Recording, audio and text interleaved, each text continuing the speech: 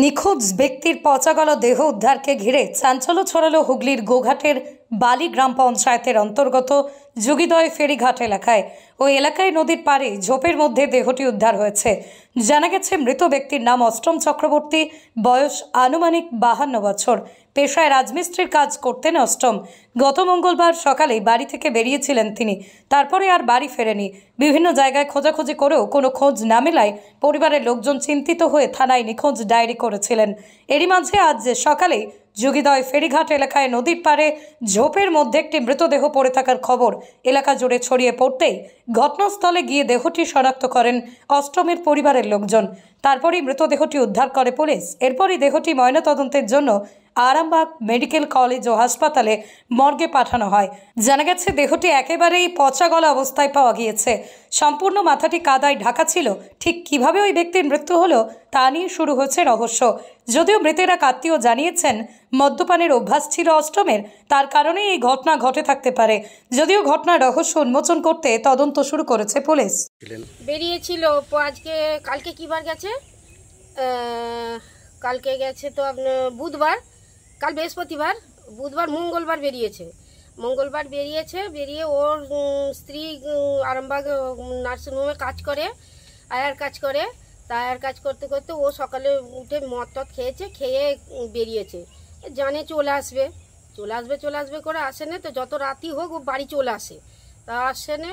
তা কাল সকাল থেকে মানে ভালোভাবে খোঁজ হচ্ছে, খোঁজটা হচ্ছে, তো খুঁজে পাওয়া যাচ্ছে না। তো এখন তো এরকমই খবর পাওয়া গেল। মানে কি খবর পেলেন আপনারা? খবর পেলাম বলতে এখন তো যারা গেছে তারা তখন ফেরেনি। খবর গেছে মানে তো মারা গেছে ওখানে, মানে ইয়েতে ওই জলে পড়েছিল। আর ও একটু ড্রিঙ্ক করলে ও একটু জলেতেই বেশি থাকে, ও জলেতে ডুবেই মরেছে। কি কাজ করেন? কাজ তো রাজমিস্ত্রির কাজ করতো, লোকাল রাজমিস্ত্রির কাজ করতো। মানে মঙ্গলবার দিন বেরিয়েছিলেন? মঙ্গলবার দিনে বেরিয়েছিল। মানে কিছু বলে গেছিল কোথায় যাচ্ছে না? না না না না, কিছু বলেনি। লোক তো যখন কাজ করে ভালো, যখন না কাজ করে তখন এরকম পরিস্থিতি হয়। ছিল কাজের জন্য, বৃষ্টির কারণে বা যে কোনো কারণে কাজ হয়নি, যে খোঁজাখুঁজি চলে। বিকেলবেলা পর থেকে সন্ধ্যাবেলা থেকে কোথায় গেল রাত্রি পর্যন্ত খোঁজা চলে, খোঁজ পাওয়া যায়নি। ও দিয়ে হওয়ার পর তারপরের দিন থানাতে মিসিং ডায়েরি করা হয়েছিল।